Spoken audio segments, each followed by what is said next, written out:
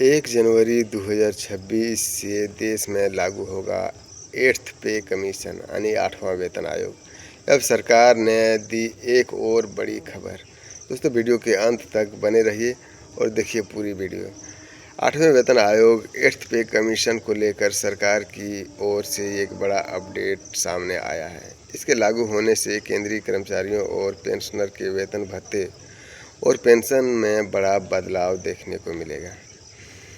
इसे लागू करने की दिशा में सरकार ने कदम बढ़ा दिए हैं और सीपीसी के गठन के लिए वित्त मंत्रालय यानी कि फाइनेंस मिनिस्टर ने प्रारंभिक चर्चाएं शुरू कर दी है। संसद के मानसून सत्र के दौरान लोकसभा में एक लिखित उत्तर में वित्त राज्य मंत्री पंकज चौधरी ने इससे जुड़ी जानकारी शेयर की है। वित्त राज्य मंत्री ने की तस्वीर साफ। पीटीआई की एक रिपोर्ट के मुताबिक वित्त मंत्रालय की ओर से प्रमुख विभागों, मंत्रालयों और राज्य सरकारों के साथ 8वें वेतन आयोग के संबंध में परामर्श शुरू कर दिए हैं।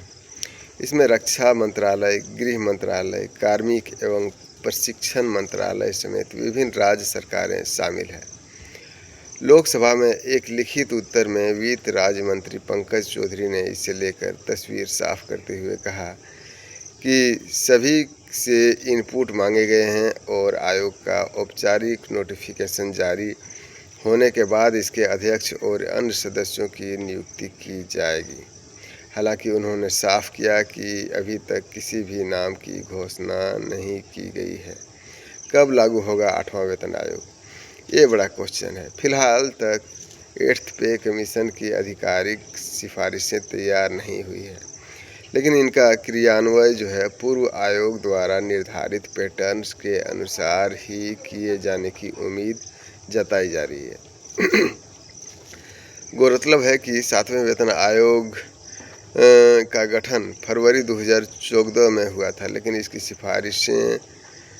सिफारिशों को 1 जनवरी 2016 से लागू किया गया था। ऐसे में कहा जा रहा है कि इसी टाइमलाइन को दोहराते हुए 8वें वेतन आयोग की सिफारिशें 1 जनवरी 2026 की शुरुआत से लागू की जा सकती है।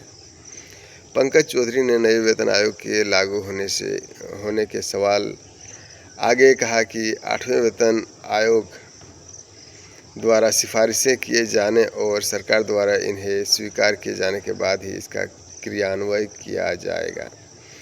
50 लाख कर्मचारी, 65 लाख पेंशनर के फायदा।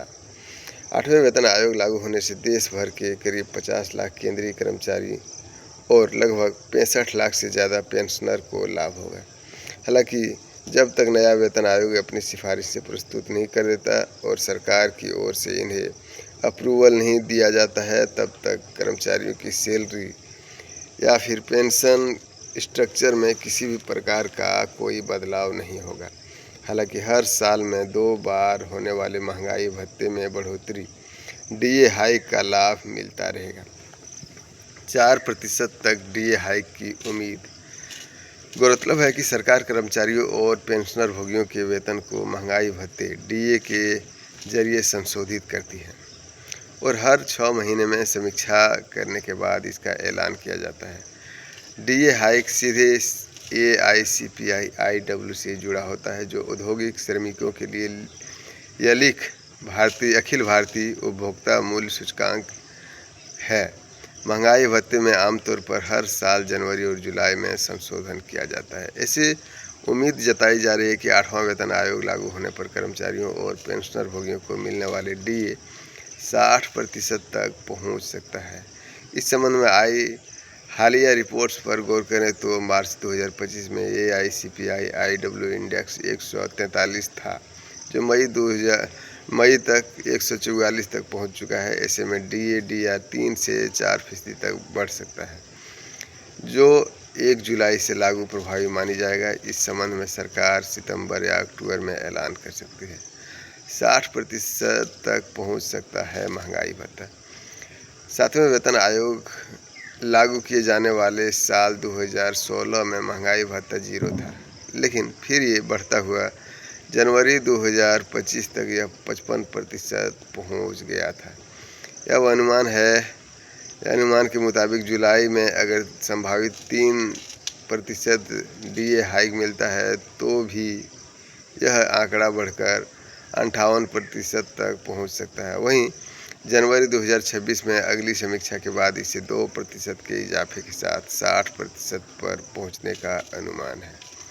तो दोस्तों ये थी अभी अभी तुरंत का खबर जो कि हमें मिला है। ये खबर 8वां वेतन आयोग लागू होने के बारे में। दोस्तों मैं भी एक कर्मचारी हूँ, आप भी कर्मचारी होंगे। सबको बेसब्री से इंतज़ार है कि 8वां वेतन आयोग जल्द से जल्द लागू हो जाए। लेकिन साफ़ सुथरी बात यह है कि ये सरकार जो है सरकारी कर्मचारियों को देखना ही पसंद नहीं करता है। बात करते हैं कोरोना काल का 18 महीने का जो डीए एरियर अटका हुआ है, वो सरकार देने के नाम नहीं ले रही है। काफ़ी प्रोटेस्ट किया है सरकारी कर्मचारियों ने, लेकिन सरकार के कानों तक जूं नहीं रेंग रहा है।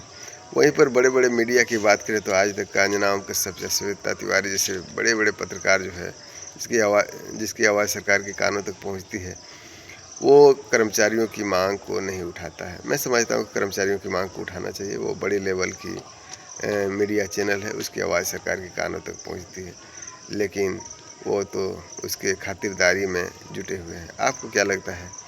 कमेंट बॉक्स में ज़रूर लिखें, और वीडियो अच्छा लगे तो लाइक शेयर सब्सक्राइब जरूर करें। आप देख रहे हैं न्यूज़ हर पल। फिलहाल इतना ही, जैसे कोई नया अपडेट सामने में आएगा लेकर हाजिर रहूँगा। आप इजाज़त दीजिए। जय हिंद, जय भारत।